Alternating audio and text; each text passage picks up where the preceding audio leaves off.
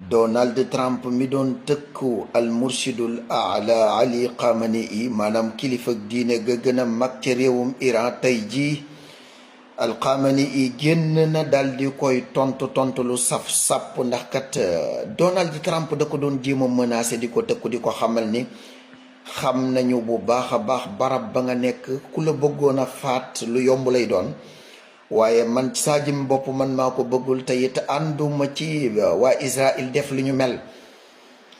tey jii kilifa gu mag gi di al murshidul ala Ali Khamenei daal di génn xamal ko ni ñun day population lañ doon boo xamante si ni kuy waxanteeg ñun langage wu menace dafa fekk ne yow xamoo ñu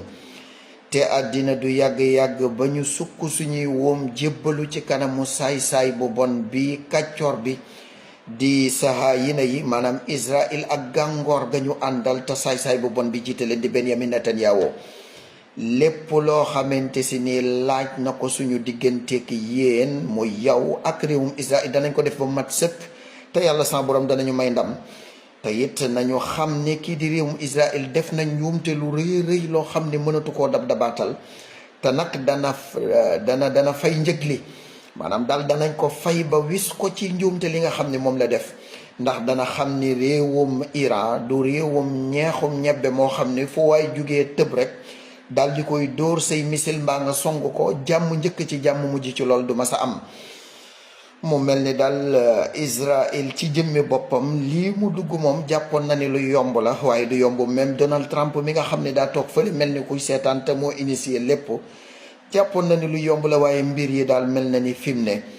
yombagul ci ñoom benn yoon ñuy woy di ñaanal rek yàlla sa borom gën a yokk doole te gën a may ndam waa Iran gën a toroxal te gën a sànk gën a tadmir réewum Israël ak réewum Amérique ak ñi leen jiit raykatu nit bi saay-saay bu bon bi Benyamin Netanyahu yàlla na ko yàlla alak ci ay góomi gannaaw ak góomi kanam mu souffrir lu yàgg ci kaw suuf doog a faatu xeeñ xun nag yal na yàlla sa borom dogal ko ci moom ak képp koo xamee ni yaa ngi rey doomi jullit yi ci àddina ak foo mën a nekk saay-saay bu bon bi Benyamin Netanyahu ma ngay sant Donald Trump ci aar gi nga xamee ni moom la aar asamaanu wala bokk jaww réewum Israël bala waroon a yàqu ci réewum Israël ci bombardement wala bokk missile yi nga xam ne moom la réewu Iran di ko yebal dese na ko yàqu xam nga sànq rek maa ngi leen ko doon wax moom Benyamin Netanyahu kàddu yi tey jii la ko wax ci àllarba ji 18 juin 2025 la mu wax daal moom leer na te mooy Amérique ci jëmmi boppam moo taxawu réewum Israël sàmm ko aar ko defar wala renforcer système défense am ci jawwam ba la nga xam ne moom la Iran di sànni bu fekkoon fukk la war a yàq fi mu ne juróom jàpp juróom benn képp la yàq loolu nag leer na naññi daanaka matutut a wax comme li ma leen ko daan waxee chaque jour Israël amul fitu jóg lu toll ni tarfatal ay ni di song kenn te Amérique néewu ko jógal dem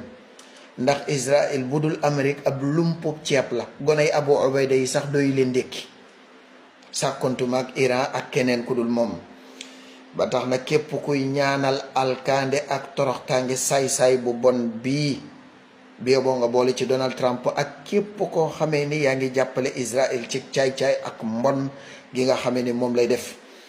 incha allah dinañ leen indi léegi waxi Donald Trump gannaaw ba nga xamee ni dajee nag ñi ñuy tuddee majlisul amnil qawmi incha allah